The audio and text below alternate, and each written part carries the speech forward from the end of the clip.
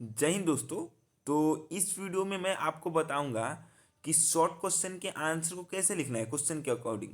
अगर आपको आंसर याद भी नहीं है ना तभी भी आप आंसर लिखेंगे, बस आपको स्टोरी पता होना चाहिए। इसके लिए भी मैं आपको बताया था स्टोरी और प्रोज के लिए आपको क्या करना है नहीं करना है, कैसे पढ़ना है नहीं पढ़ना है। ठीक है। तो अब मैं आशा करता हूँ कि आप सब वीडियो ये सब देखे होंगे स्टोरी के लिए कहीं दूसरा यूट्यूबर का, और वहाँ से आप समझे होंगे। और मैं यहाँ पे आपको बताऊँगा कि आंसर कैसे डील करना है। ठीक है, आंसर आपको कैसे लिखना है। जैसे कि मान लीजिए स्ट्रॉन्ग रूट से, तो स्ट्रॉन्ग रूट बहुत ही ईजी है, मतलब शॉर्ट क्वेश्चन के लिए बहुत ईजी हो जाता है। तो जैसे कि क्वेश्चन क्या है पहला आप देखिए। हाँ, क्वेश्चन आपका पहला क्या है, यहाँ पे देखिए, what were the names of Kalam's parents. तो आप आंसर को अभी मत मत देखिए, आंसर आप बताइए आंसर क्या है। कलाम के यानी एपीजे अब्दुल कलाम के मम्मी पापा के नाम क्या है, माताश्री और पिताश्री का नाम क्या है, अस्सी अम्मा और जैनुल आबदीन। आपको इतना याद है ना। क्वेश्चन क्या है, what were the names of Kalam's parents. तो पता है आपको आंसर कैसे बनाना है। The names of Kalam's parents क्या लिखेंगे, the names of Kalam's parents. यहाँ पे हेल्पिंग और वेयर है ना, तो आप वेयर लगा दीजिए। क्या लगा दीजिए, वेयर। क्योंकि सब्जेक्ट आपका दो है, मतलब सब्जेक्ट क्या है, अधिक है, पेरेंट्स मतलब प्लूरल है, इसलिए वेयर लगा है। तो द कलाम्स क्या लिखेंगे, the names of Kalam's parents were Ashiamma. क्या लिखेंगे, अस्सी अम्मा एंड जैनुलाब्दीन लिख देंगे। ठीक है, आप समझे मतलब मेरा बोलने का मतलब क्या है, सेंटेंस आपको कैसे बनाना है। या फिर आप सेंटेंस पता है कैसे बना सकते हैं, आपको इसका मेन आंसर क्या है आप बताइए। तो अस्सी अम्मा और जैनुलाब्दीन क्या है, इसका मेन आंसर ये। जैनुलाब्दीन और अस्सी अम्मा क्या है, कलाम्स के मम्मी पापा के नाम है। तो आप सेंटेंस ऐसे भी बना सकते हैं कि Jainulabdeen and Ashiamma were the names of Kalam's parents. समझे, स्पेलिंग अगर थोड़ा ऊपर नीचे भी होता है तो चलता है। और ये जो आपका मेन आंसर है ना, इसको आप ब्लैक पेन से लिखेंगे। किससे लिखेंगे आप, ब्लैक पेन से लिखेंगे। किससे लिखेंगे, ब्लैक पेन से। समझे। तो ऐसे आपका सेंटेंस बनेगा नॉर्मल। चलिए और एक दो क्वेश्चन डिस्कस कर लेते हैं।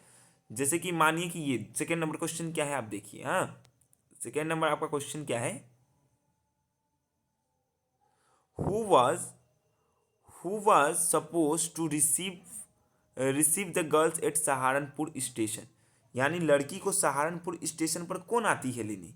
आप बताइए कौन आती है, याद करिए अच्छा से। लड़की की आंटी उसको लास्ट में आती है लेने, यानी लड़की की आंटी को इंग्लिश में क्या बोलेंगे, गर्ल्स आंट। क्या बोलेंगे, गर्ल्स आंट। गर्ल्स के ऊपर क्या होगा, एफोस्टोफिस होगा। क्या होगा, GIRL, यहाँ पर एफोस्टोफिस, ये एस।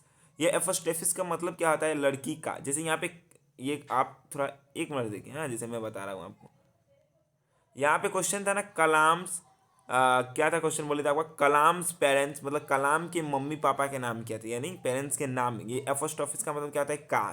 तो कलाम का, वैसे ही यहाँ पर आंसर क्या हो जाएगा। आंसर अगर आपको बनाना होगा तो कैसे बनाना होगा, आंसर आपका क्या है, लड़की की आंट, यानी लड़की की आंटी। तो यहाँ पर आपका मेन आंसर क्या है, गर्ल्स आंट। क्या है आंसर, गर्ल्स आंट।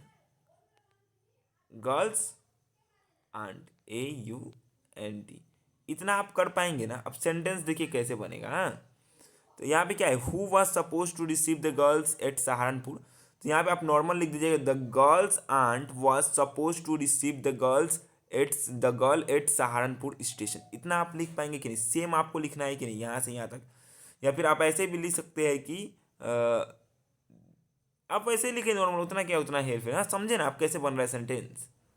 आगे देखिए। हाँ, जैसे आप नॉर्मल, अब आइए आपको चार ही क्वेश्चन करना है, तब थ्री क्वेश्चन भी पढ़े होंगे, थ्री क्वेश्चन देख लेते हैं। Question, what was the third question to came to the czar. यानी वो थर्ड क्वेश्चन कौन सा होता है, जो जार का थर्ड क्वेश्चन क्या रहता है, was about the most important thing for him to do. यानी who was the most important thing to do, यानी उसके लिए सबसे वो जरूरी काम कौन सा है जो उसके लिए करना चाहिए। What was the most important thing to do. तो ये उनका फर्स्ट क्वेश्चन हो, सॉरी थर्ड क्वेश्चन होता है। तो आप सेंटेंस कैसे बनाएंगे बोलिए तो, द यहाँ आपका है ना, the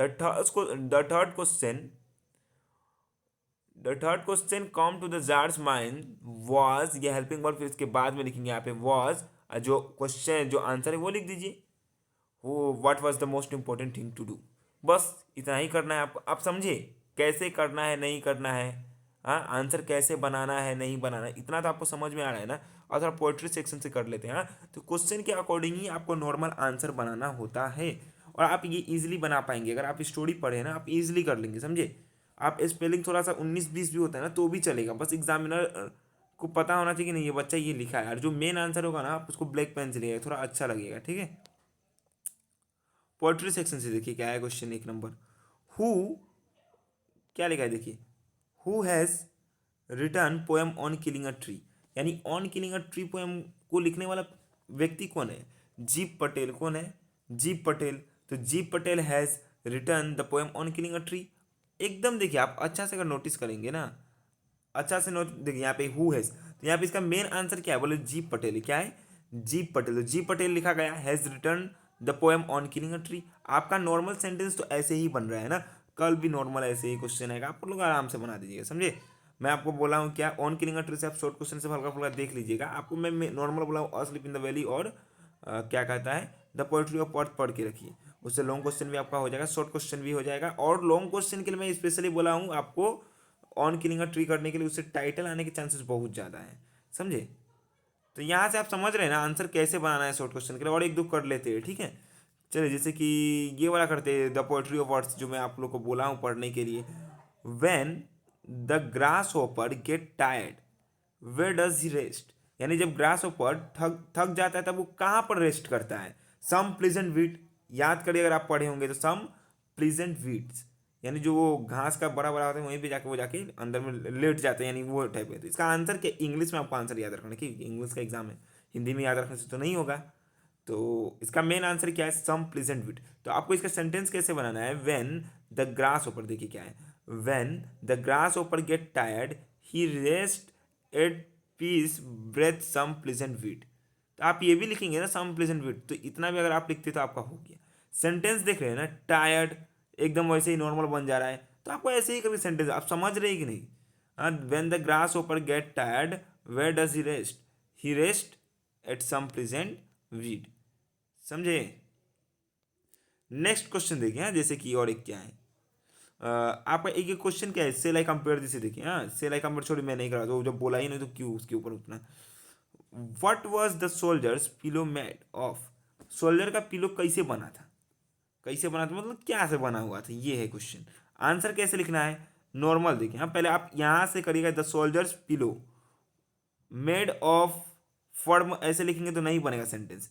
the soldiers pillow was was made of firm, made of firm लिखना है। क्या लिखना है? Made of firm. आप समझे, सेंटेंस थोड़ा पकड़ने की कोशिश करिए, ठीक है, आप समझ जाएंगे। जैसे एक नेक्स्ट क्वेश्चन देखिए क्या है, who is not accept to disturb the soldier rest, soldier के रेस्ट को कभी किसको बोलते हैं डिस्टर्ब नहीं करने के? The humming insects.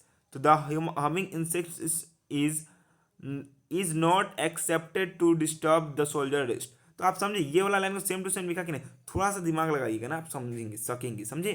तो आपको मैं आशा करता हूँ आपको समझ में आया हो कि आपको शॉर्ट क्वेश्चन के आंसर को कैसे बनाना है, आप लोग सकेंगे। अब देखिए यहाँ पे एक थोड़ा सा लॉन्ग क्वेश्चन है, ये 2024 का है, चांसेस तो कम ही है आने का, हल्का सा मैं बता दे रहा हूँ आपको कुछ शॉर्ट क्वेश्चन ऐसे को कैसे करना होता है। Then I made a mistake, who is the speaker, ये लाइन कौन कहता है? Who is the speaker? Here the narrator is speaker, ऐसे करके आप लिख सकते हैं। And what mistake did he make, तो ये खैर इसको करके भी कोई फायदा नहीं है, आने के चांसेस ही नहीं है, तो इसके ऊपर नहीं।